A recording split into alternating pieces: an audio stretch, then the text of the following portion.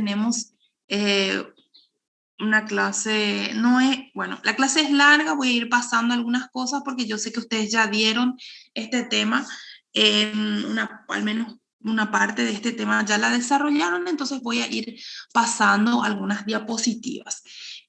Otra cosa, tenemos que marcar una fecha que tiene que ser a más tardar el sábado a la tarde para hacer nuestro repaso.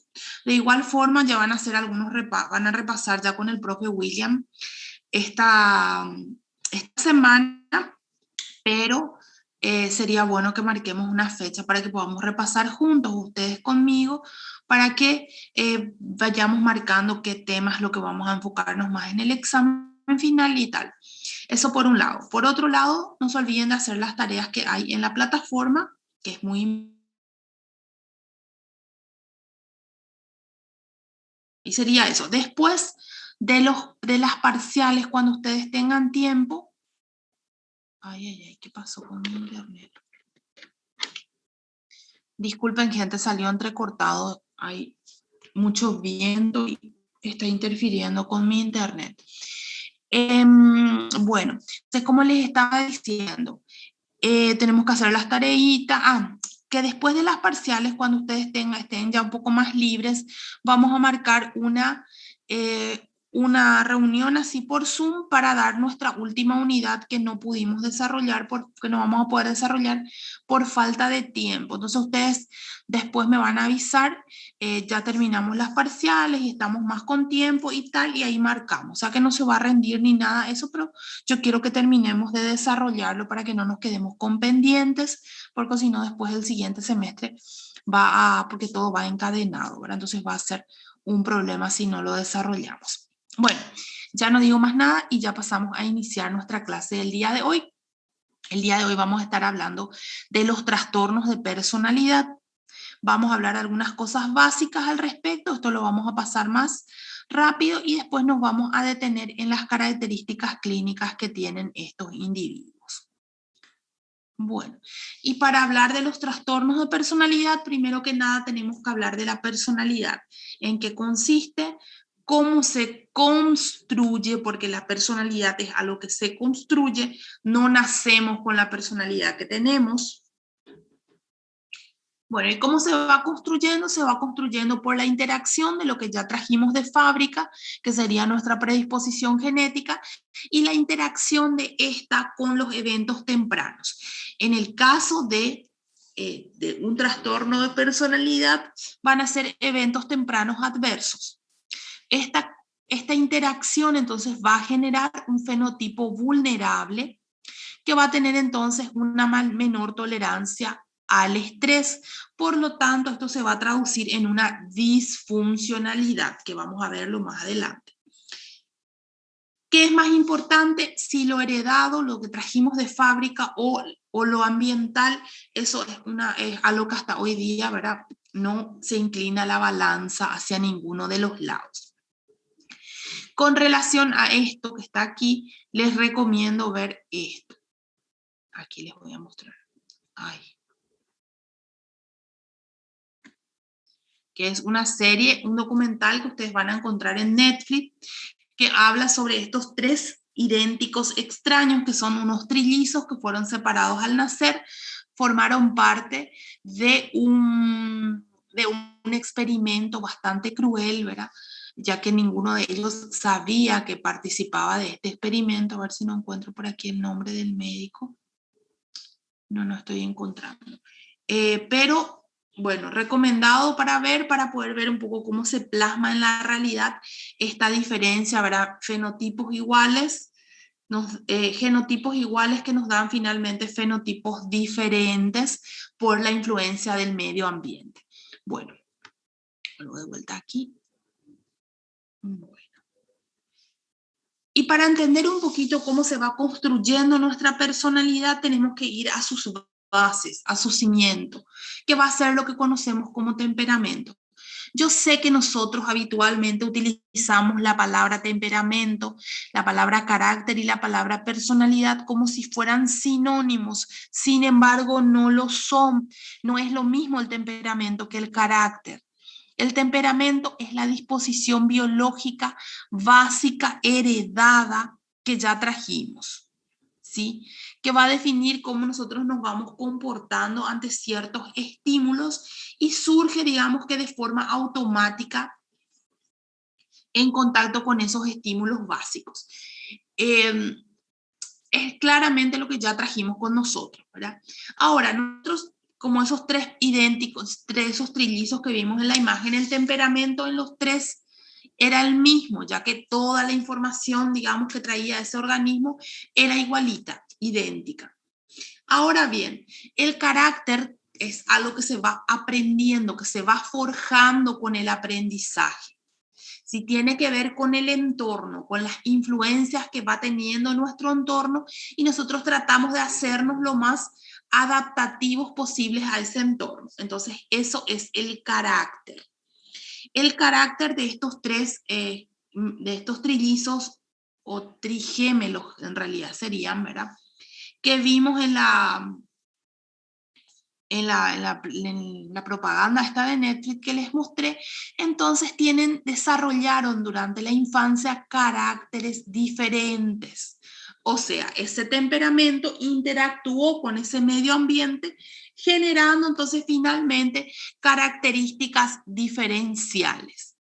¿Sí? Entonces, ¿por qué está dibujada una casita? Porque si ustedes se fijan bien de lejos, eso es una casita, ¿verdad? O sea, yo traté al menos de que pareciera una casita. Bueno, ¿por qué una casita? Porque, ¿qué es lo que pasa en la casita? Primero tenemos el cimiento que da la forma de cómo va a ser esa casita, qué tamaño va a tener, qué distribución va a tener, ¿verdad? O sea, digamos que es la base sobre la cual se construye todo. Entonces, eso vendría a ser nuestro temperamento. Ahora bien, se empiezan a levantar las paredes. Ustedes habrán visto alguna vez cuando se construye una casa, ¿verdad? Que entre un ladrillo y otro ladrillo se pone una mezcla ahí que es medio gris y que parece una pasta, que después se seca y se queda dura, dura como piedra y que hace que los ladrillos no se puedan separar uno de otro. Bueno, esto va a representar entonces el carácter que se va haciendo, se va formando en función a nuestro cimiento que ya teníamos allí puesto, pero también adaptándose con el entorno, ¿verdad? Si es que en un lugar tiene que haber una ventana porque hacia ahí hay más viento, o tiene que haber una puerta porque en esa zona va a ingresar las personas, entonces al levantar las paredes, esto se tiene en cuenta. Lo mismo pasa con el carácter. Se tiene en cuenta las normas socioculturales del ambiente en el cual ese individuo se está desarrollando y en función a eso entonces se forma. Ahora, ¿qué pasa? Dijimos que la mezcla que hay entre un ladrillito y otro se seca y se queda dura, se queda rígida. ¿Cuándo sucede esto? Esto sucede hacia finales de la adolescencia. Y ahí, recién a finales de la adolescencia e inicios de la vida adulta, es que nosotros podemos hablar de una personalidad. Dicho de otra manera, la personalidad es un constructo a lo que se va armando, que se va formando con la interacción de lo que yo traje de fábrica, de mi disposición biológica heredada, en interacción con el entorno en el cual voy creciendo. Eso determina entonces, la interacción entre estos dos va a determinar lo que va a ser mi personalidad. Bueno. Entonces, factores genéticos influyen, ya dijimos, ¿verdad? ¿Cuál de los dos influye más? Entonces, no podemos inclinar la balanza hacia ninguno de los lados, ya lo había dicho Donald Epp hace mucho tiempo, que definir cuál de los dos influye más, si lo que ya trajimos de fábrica o el entorno en el cual nos desarrollamos, es como preguntarnos si qué contribuye más a un triángulo, si el ancho o el alto, ¿verdad? Ya que es lo que le da la forma al triángulo, ambos tienen un papel idéntico. Entonces, no podemos diferenciar esto. No hay forma de darle más peso a uno o a otro, porque esa herencia también determina qué tanto yo me voy a adaptar a ese entorno en el cual me estoy desarrollando. Y ese entorno en el cual estoy desarrollando define qué de lo que yo ya traje de fábrica se expresa y qué no, ¿verdad? O sea, uno influye sobre el otro. Factores ambientales, ya lo hablamos. Es muy importante tener en cuenta en este punto los eventos adversos tempranos. Para esto vamos a retroceder un poquito en el desarrollo y vamos a recordar que nosotros los seres humanos nacemos con un 25% aproximadamente de nuestro cerebro desarrollado. De lo que falta, de ese 75% restante, el 80% se desarrolla en los 3 primeros años de vida. De la mayor parte de nuestro neurodesarrollo se da en nuestros primeros 3 años de vida. Posteriormente, a los 5 años más o menos, se alcanza un 90% del desarrollo, quedando solo un 10% para lo que correspondería a la adolescencia. Nuestro cerebro sí continúa desarrollándose en las etapas durante la adultez, que es lo que nosotros habíamos denominado en una de las clases que dimos, que se llamaba neuroplasticidad, esa capacidad que tiene nuestro cerebro de ir generando nuevas conexiones ante nuevas necesidades ambientales. Pero digamos que la base, lo más importante, la mayor parte de nuestro desarrollo, ya de nuestro neurodesarrollo, ya se dio durante esta infancia temprana. En ese sentido, estos eventos adversos tempranos son de suma importancia, ya que van a interferir directamente en este desarrollo temprano. Aquí vamos a incluir tanto las experiencias traumáticas como tales, así como también los que se conoce como neglects, que serían no solo abusos o no solo eventos adversos traumáticos, sino que también el descaso, la falta de estimulación, que también va a causar estos problemas de neurodesarrollo, dejando entonces marcas que van a definir qué tantas habilidades voy a tener yo para enfrentar el estrés en la etapa adulta. ¿Y qué era el estrés? Era toda aquella situación que me pedía un poquito más, que exigía que yo me adapte a ella. Bueno, esto es lo que mencionamos, ¿verdad? Aunque la plasticidad nerviosa se mantiene a lo largo de toda la vida, la infancia es el periodo evolutivo especialmente plástico más importante, ya que las bases de nuestro neurodesarrollo se van a determinar aquí. Incluso, les digo algo más, qué tan plástico va a ser nuestro cerebro se determina en esta etapa. O sea, la capacidad que vamos a tener de aprendizaje y de desarrollo posterior también se define en esta etapa. En esta etapa se definen las habilidades que vamos a tener de tolerar la frustración, que vamos a entender enseguida de qué se trata, y también de manejar la impulsividad.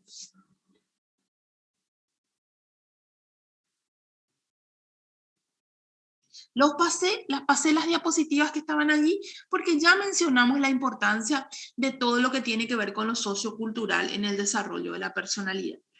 Pasamos ahora a lo que se conoce como epigenética. ¿Qué es la epigenética? Ahí vamos otra vez a los trigémelos que vimos hace rato.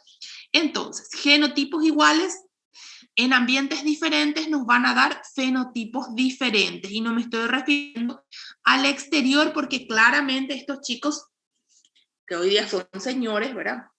Al menos 2 de ellos, entonces eran igualitos, ¿verdad? Parece una visión en espejo uno del otro. O sea, el fenotipo exterior, digamos, se mantuvo. Ahora, si nos fijamos adentro, ¿verdad? Sus mecanismos psicológicos de defensa y tal son diferentes, son claramente diferentes hasta tal punto que les voy a tirar un spoiler con respecto al documental, que uno de ellos termina suicidándose, ¿verdad? Entonces, por más de que teníamos genotipos idénticos, en ambientes diferentes crearon fenotipos diferentes, ¿sí? Vamos a salir nomás aquí de la clase. Incluso, si es que los 3 se hubieran criado en el mismo ambiente, también crearían finalmente fenotipos diferentes, porque por más de que yo le críe a 2 niños, a dos gemelos, en el mismo ambiente, las experiencias que cada uno va a ir teniendo van a ser diferentes y eso va a terminar moldeando sus personalidades. Por eso es que los gemelos que ustedes conocen, porque estoy segura que conocen, son tan diferentes, ¿verdad? Son por fuera como dos gotas de agua, pero uno habla con ellos y son tan diferentes por este papel del ambiente. ¿Se criaron en la misma casa? Sí, pero no tuvieron todas las mismas experiencias iguales. Seguro que alguna vez pasó que uno de ellos se hizo pis y le cambiaron 2 veces al mismo. Y a él no, ¿verdad? Tuvo que aguantar el pis más tiempo porque la mamá se confundió porque eran igualitos. O puede ser que uno haya pasado hambre porque el otro hermanito tomó la teta 2 veces porque hubo una confusión, por ejemplo, ¿verdad? O se le pasó el biberón 2 veces al mismo. Después en la escuela, cuando hubo interacción social, algunos de ellos tenían más amiguitos o a uno de ellos le pegó otro compañerito. Esos pequeños, digamos que eventos que parecerían ser sin importancia, sin embargo van moldeándonos. Entonces, el factor ambiental es sumamente importante para definir lo que se va a expresar y lo que no se va a expresar. Y eso es lo que se conoce como epigenética.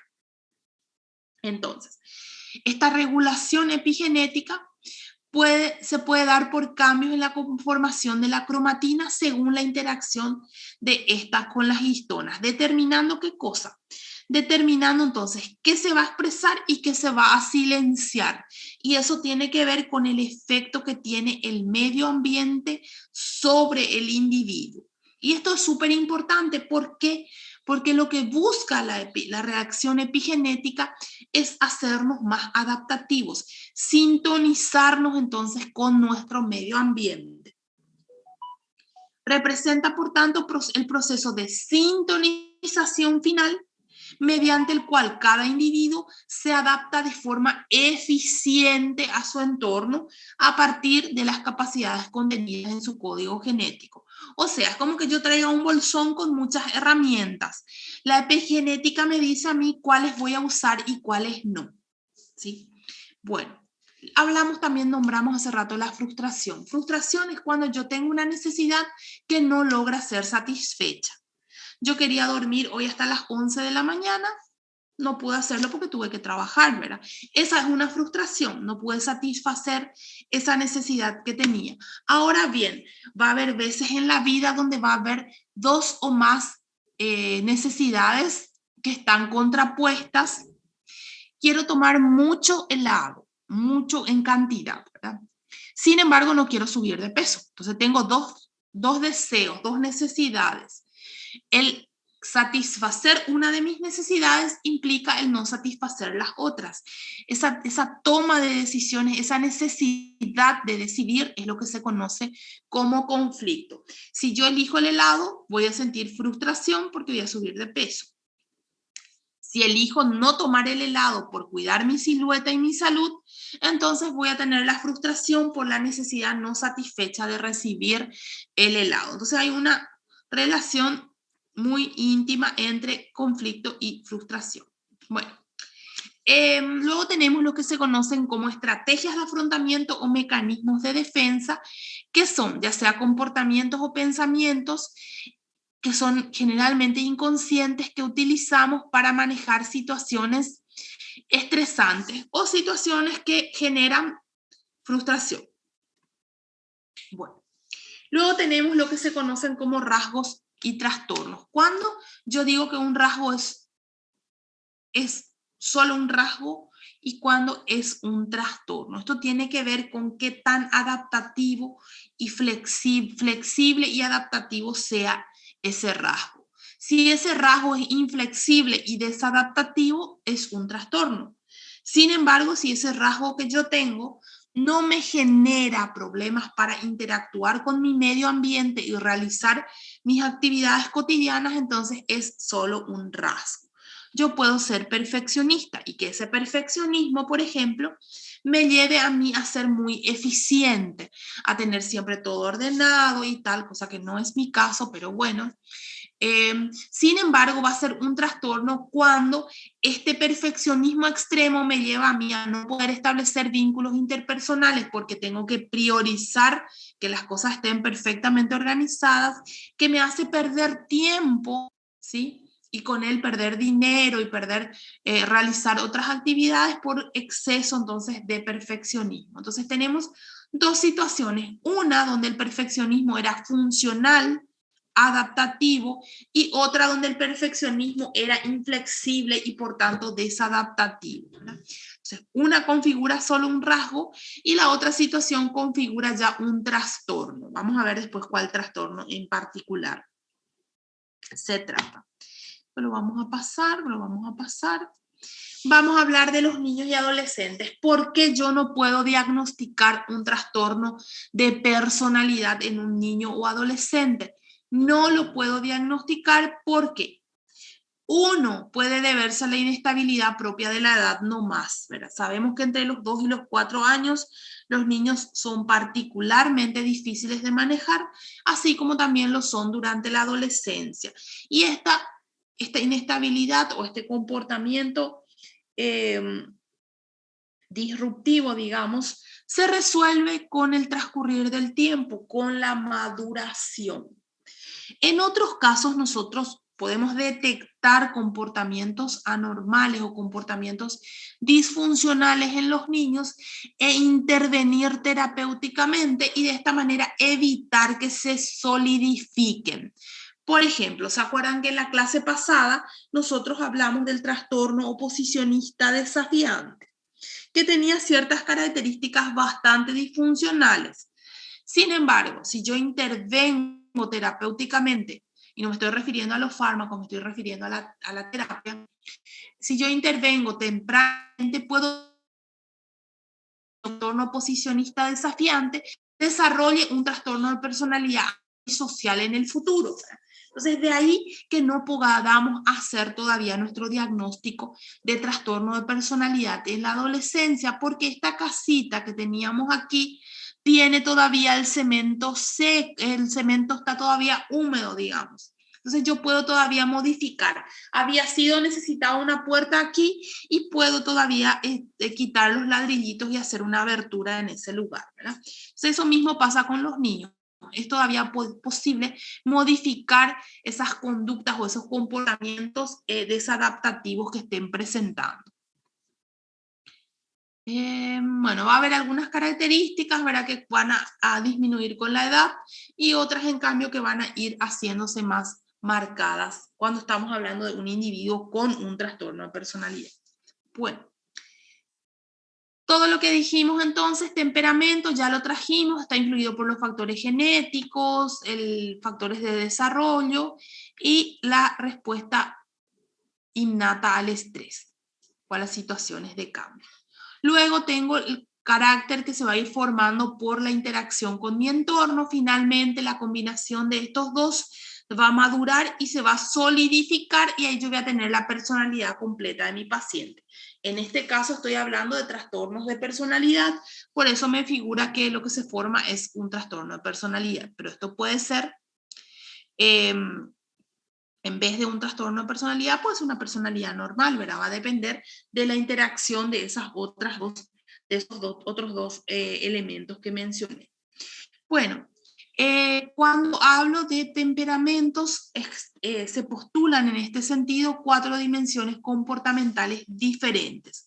Una de ellas, que es el buscador de sensaciones, que es aquel sujeto que constantemente está necesitando estimulación. Estimulación de tipo convivencias, digamos que novedosas y excitantes. Tiene mucho que ver con la dopamina, debido a que la dopamina es el neurotransmisor que está implicado en todo lo que tiene que ver con la búsqueda de placer o de sensaciones placenteras. Luego tenemos el siguiente, que es el evitador de daño, que es aquel sujeto que,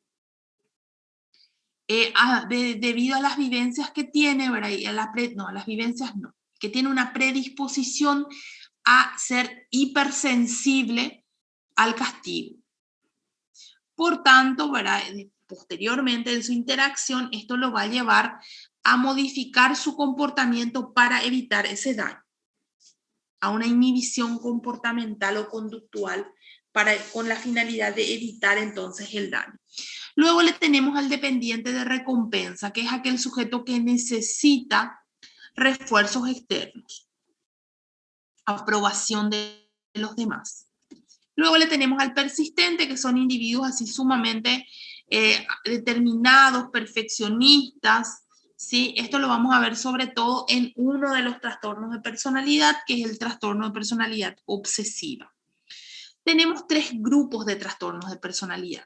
Le tenemos al clúster A, que sería grupo A. En este caso le tenemos a 3 trastornos de personalidad. Aquí le tenemos al paranoide, al esquizoide y al esquizotípico. Luego tenemos el clúster B. En el clúster B tenemos 4 trastornos de personalidad. Le tenemos al trastorno de personalidad borderline, tenemos al trastorno de personalidad antisocial, le tenemos al trastorno de personalidad histriónico y al narcisista, que vamos a ver enseguida qué características tiene cada uno de estos. Y luego le tenemos también al clúster C. En este caso van a estar los evitadores de daño, ¿verdad? O sea, de todas esas características o dimensiones temperamentales que nombramos, cada uno de estos grupos se va a caracterizar por presentar alguna de ellas. En el clúster C, entonces, tenemos al evitador de daño y al persistente también, que vamos a ver enseguida. En el clúster A dijimos que teníamos 3. Le teníamos al paranoide, al trastorno de personalidad paranoide, al trastorno de personalidad esquizoide y al trastorno de personalidad esquizotípico. Este grupo del clúster A se caracteriza entonces por tener patrones de cognición penetrante, de expresión también del lenguaje y de relación con los demás. En estos individuos vamos a ver una extrema preferencia por la soledad, por el aislamiento. Por eso nuestro dibujo, nuestra imagen allí luego nos muestra a alguien que está en una burbuja, ¿verdad? Aislado de los demás.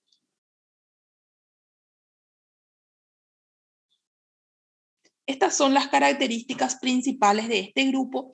La cognición distorsionada o la distorsión cognitiva, que la vamos a ver en el caso del paranoide, en esas ideas de posibilidad de engaño o de traición extrema, ¿verdad? En el esquizotípico vamos a ver pensamiento abstracto, pensamiento así más extravagante, y en el esquizoide, sin embargo, vamos a ver un pensamiento más concentrado o obsesivo en ciertos temas, en un tema, 1 o 2, ¿verdad? Tiene gustos muy restringidos el esquizoide. La dificultad de relación, que vamos a verla marcada en los 3, y la conducta excéntrica, sobre todo en el esquizotípico. Luego le tenemos al bueno, ya lo dijimos, paranoide, esquizoide y esquizotípico. El paranoide, desconfianza excesiva o injustificada, hipersensibilidad y restricción afectiva. Aquí tenemos los criterios diagnósticos: desconfianza y suspicacia intensa frente a los demás, sospecha sin base de evidencia, preocupación injustificada, poca disposición a confiar en los demás, lectura encubierta de significados denigrantes o amenazadores. En todo entonces encuentran ellos malicia, ¿verdad? En todo encuentran indicios de traición. Rencor persistente, percepción de ataques constantes, sospecha recurrente. Son entonces individuos altamente desconfiados. Aquí tenemos características que salen de las anteriores, ¿verdad? Y aquí tenemos los tipos de trastorno paranoia de los cuales podemos encontrarlos. El fanático, el maligno, el querulante, el obstinado y el aislado. Esto no es algo oficial, ¿verdad? No figuran estos tipos en lo que serían los criterios diagnósticos o en los manuales diagnósticos en ninguno de ellos, ¿verdad? Pero se habla bastante en diversos artículos o textos de esto. Pasamos al siguiente, que es el esquizoide. El esquizoide va a ser un individuo con una dificultad extrema para establecer vínculos sociales debido a que no desea ni disfruta de estos. Va a haber una ausencia de sentimientos y una indiferencia marcada a la aprobación o a la crítica. Quiere decir que al esquizoide no le importa lo que los demás piensen de él. Él no disfruta de interactuar con los demás, por tanto no busca interactuar con los demás y no le importa lo que los demás piensen de él. Entonces, ¿qué es lo que tenemos? Tenemos un patrón dominante de desapego en las interacciones sociales, no desea ni disfruta de las relaciones íntimas, ni siquiera de formar parte de una familia. Casi siempre elige actividades solitarias, laboralmente hablando, suele escoger actividades solitarias, muestra poco o ningún interés en tener experiencias sexuales con otra persona, ya que no desea ni disfruta de la interacción interpersonal.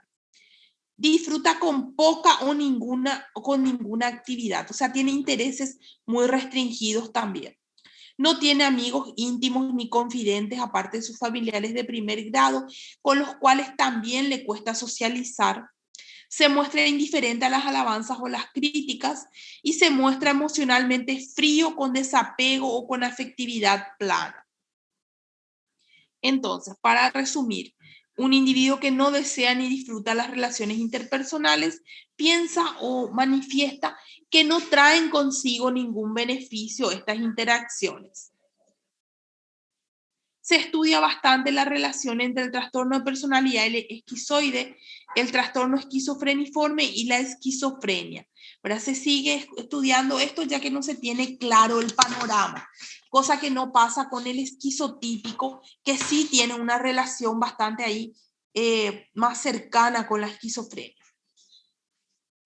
Y justamente, hablando del esquizotípico, vemos que en este caso tenemos un sujeto con anormalidades perceptivas, que no son lo mismo que alucinaciones, gente. Estoy hablando más bien de ilusiones. Anormalidades de pensamiento, lenguaje y conducta. Si nosotros tenemos en cuenta de forma aislada las anormalidades perceptivas, las anormalidades de pensamiento, de lenguaje y de conducta, prácticamente me está hablando a mí de mis síntomas positivos de la esquizofrenia. Por eso es que aquí hace la aclaración de que no llega a reunir criterios para la esquizofrenia, por más de que tenga esas características tan parecidas, ¿verdad? ¿Qué es lo que vamos a tener? Vamos a tener ideas de referencia, creencias extrañas, experiencias perceptivas inhabituales, o sea, nos estamos refiriendo a las ilusiones. Tenemos pensamientos y discursos extraños, suspicacia, ideas paranoides, afecto inapropiado o limitado, comportamiento o aspecto extraño, excéntrico o peculiar, sin amigos íntimos, ansiedad, esto es muy importante, este punto 9, ansiedad social excesiva que no disminuye con la familiaridad. ¿Qué quiere decir esto? Que aunque nuestro paciente conozca de hace mucho tiempo a los individuos con los cuales está compartiendo socialmente, de igual manera se siente sumamente incómodo en entornos sociales. Se caracteriza entonces por comportamiento excéntrico, con aspectos excéntricos también en el habla, en la imagen, en el contenido del pensamiento, y así como una baja habilidad para formar relaciones o vínculos interpersonales, que sería la característica nuclear de estos tres trastornos que vimos primero, ¿verdad? ¿En qué se diferencia la esquizofrenia de la esquizofrenia o del trastorno esquizoide? Se considera que están, digamos, que en una especie de continuum, ¿verdad? En donde el esquizoide sería el extremo menos patológico y la esquizofrenia el extremo más patológico, ubicando al esquizotípico de forma intermedia entre ambos. Pasamos al siguiente, que es el clúster B. En este caso vemos entonces que se caracterizan por presentar un patrón penetrante de violación de las normas sociales, comportamiento altamente impulsivo, emotividad excesiva e ideas de grandiosidad. A esto le agregamos una baja empatía también en estos sujetos. Presentan con frecuencia acting out, llevándolos a rabietas, comportamiento autoabusivo y arranques de rabia, sobre todo esto en el borderline y en el histriónico. Vemos entonces impulsividad, agresión, labilidad afectiva e hiperreactividad al medio, con respuestas entonces bastante disfuncionales. Vamos a empezar con el antisocial. El antisocial se va a tratar de un sujeto que va a presentar un patrón dominante de vulneración de los derechos de los demás. Vamos a encontrar incumplimiento de normas sociales, engaño, mentira, impulsividad o fracaso, debido a la impulsividad, ¿verdad? Irritabilidad y agresividad, desatención e imprudencia, irresponsabilidad constante y ausencia de remordimiento. A esto le agregaríamos, seguro que está en algún lugar, falta completa de empatía. Este diagnóstico de trastorno antisocial, habitualmente vamos a ver las características desde la adolescencia, características que se van a ir solidificando. Muchas veces incluso vemos estas características desde la infancia. El trastorno antisocial también es un continuum en donde vamos a ver incluido al sociópata y al psicópata, ¿verdad? Que están incluidos dentro de lo que sería la personalidad antisocial. Lo que los diferencia va a ser la gravedad o la intensidad de sus síntomas.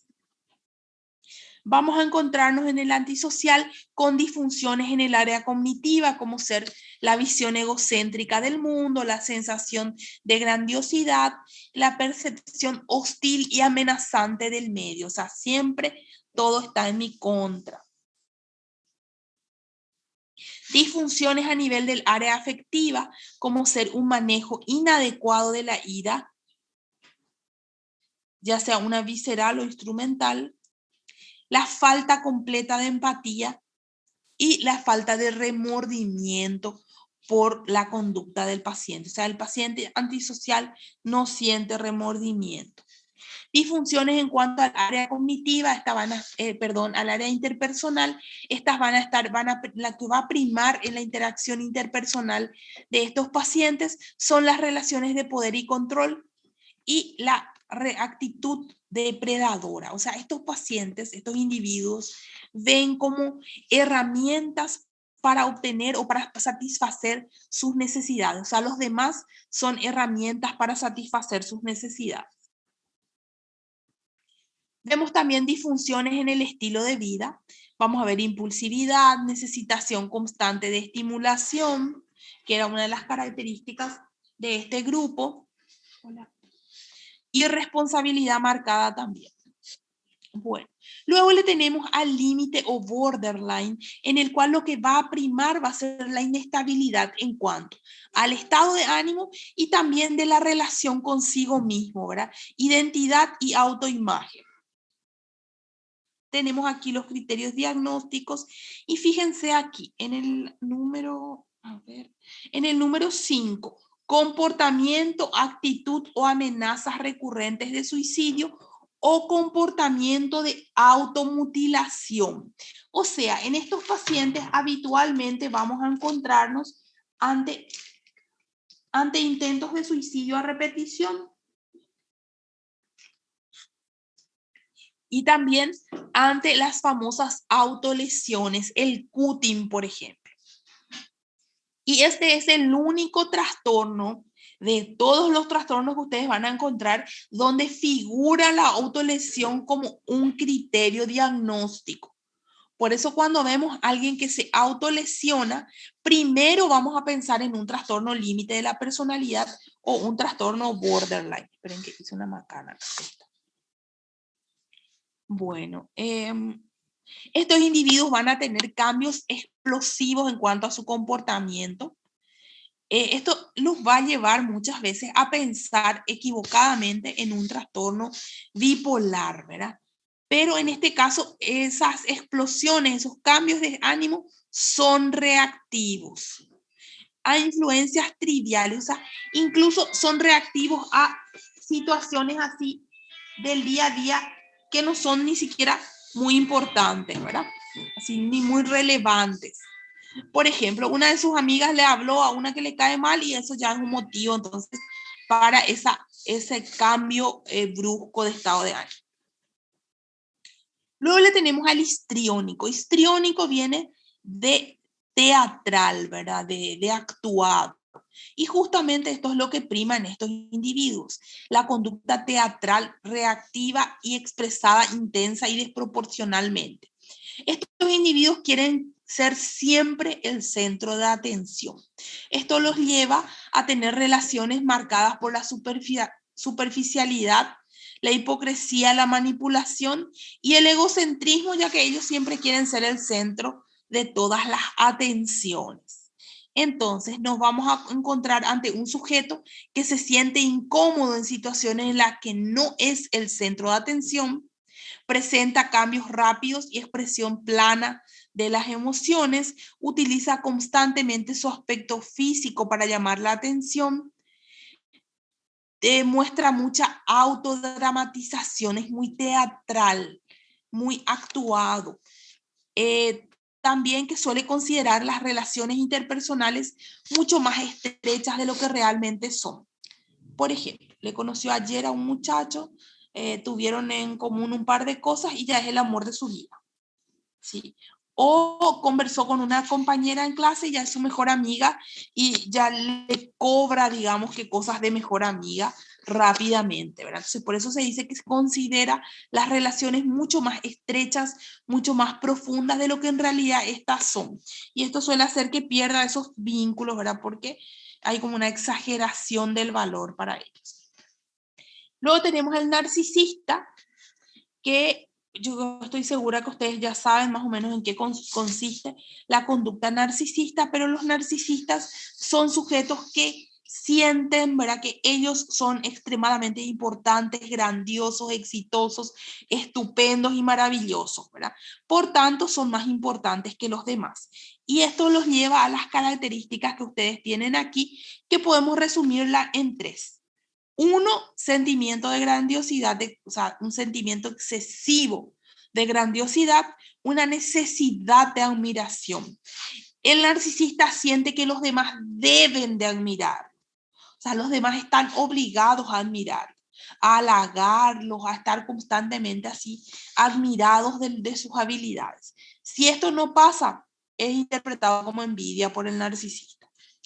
Tienen también, igual que los antisociales, una falta completa de empatía, ya que los narcisistas se consideran superiores que los demás.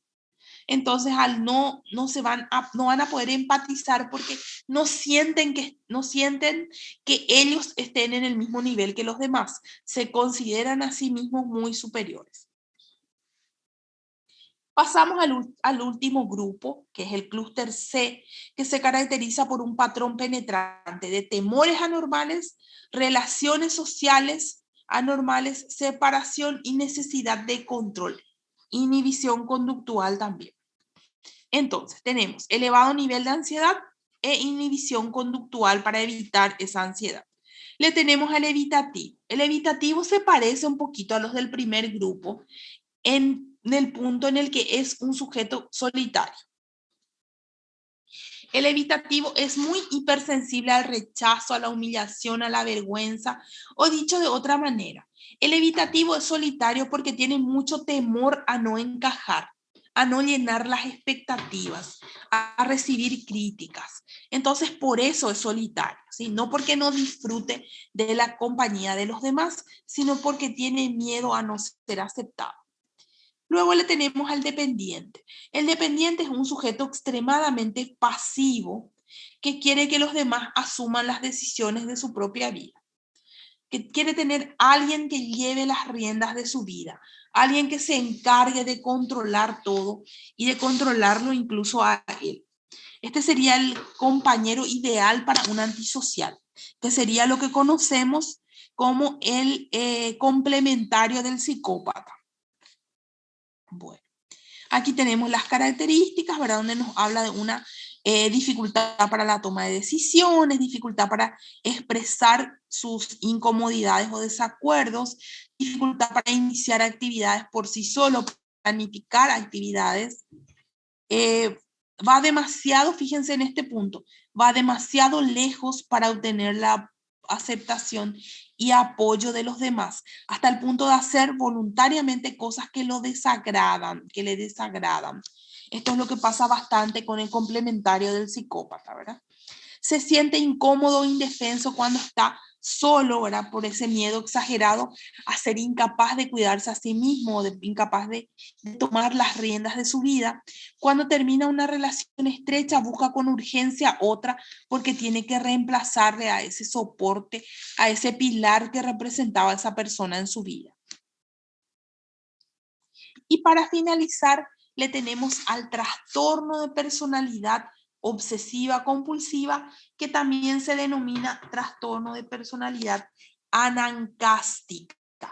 En este caso tenemos que diferenciarlo de lo que es el TOC, el trastorno obsesivo compulsivo, porque no es lo mismo, este es un trastorno de personalidad.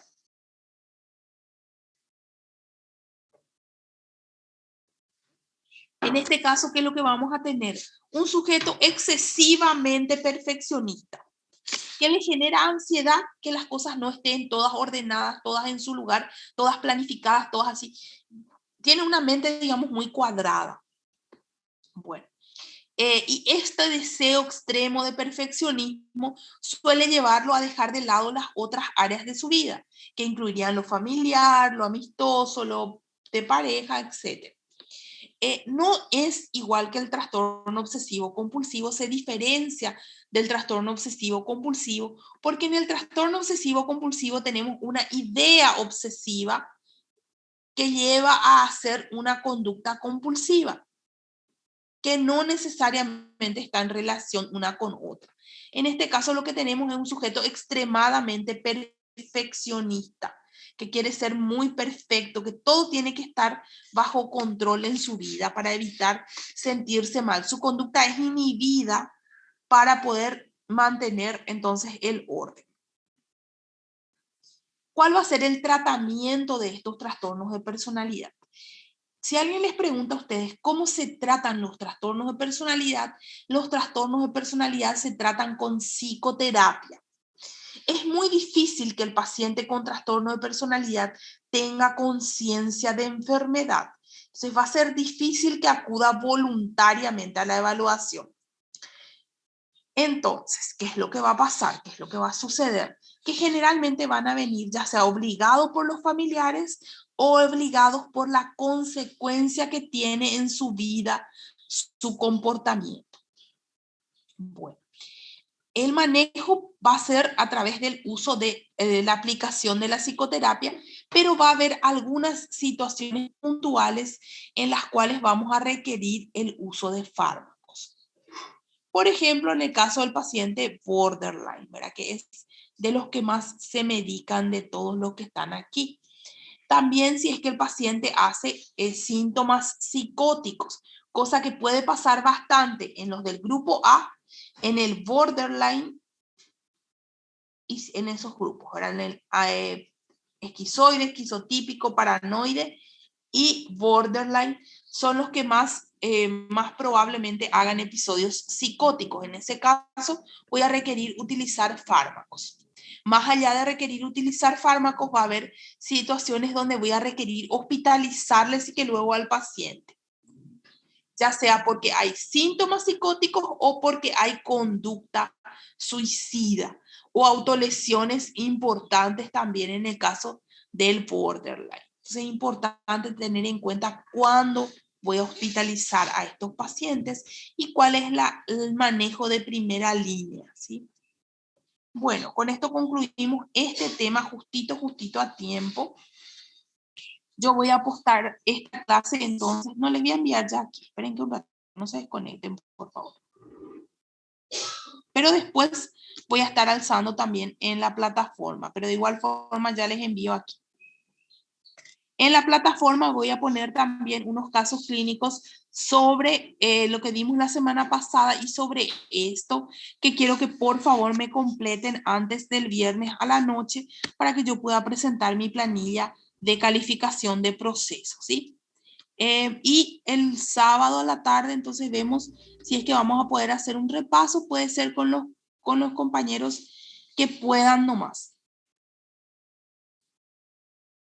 Ok, Amanda, no te preocupes, voy a Sim, tomar la... prof. Tá bem. Pode falar.